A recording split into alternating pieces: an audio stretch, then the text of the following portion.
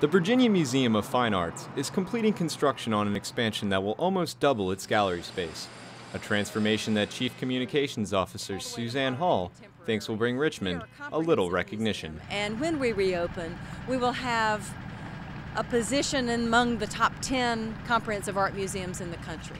And that's despite a 10% decrease in government funding for 2010. What that means is we're looking at a reduction in our operating funds of about $1 million a year.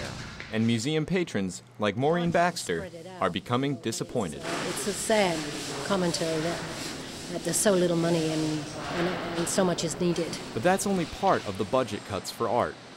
The Virginia Commission for the Arts supplies funding to many organizations around the state to help with things like general operations, touring, and artist residency, to name a few. But with a multi-billion-dollar deficit to contend with, the Commission for the Arts could be considered lucky. Although state legislators were considering cutting the art budget entirely, they instead decided on a 16% budget cut, allowing organizations like Richmond's Theater 4 to continue serving the art community. Among other groups affected by the cuts is the Richmond Ballet, which has put on productions worldwide for over 50 years. After several years of cuts, Managing Director Keith Martin is concerned about the ballet's future. So this is the third, fourth, fifth year in a row of funding cuts. You know, there's not very much left to cut. And Martin isn't sure the ballet's budget can handle any more stress.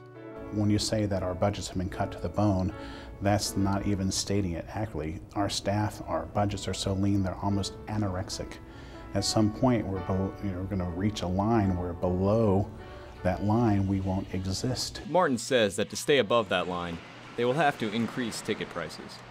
But for the Museum of Fine Arts, which is free to the public, revenue is a little harder to come by. When the museum opens on May the 1st, we'll have a variety of opportunities for engagement with people's wallets, including a gift shop, 2 restaurants, and special programs. But Baxter says her favorite way to support the museum is by bringing friends to the exhibits. Even the ones that you have to pay for, because we'd like to contribute to the museum as well. Even though the Commission for the Arts suffers under more budget cuts, there will always be art in Richmond, if you just know where to look. Reporting for 460, I'm Sharpe.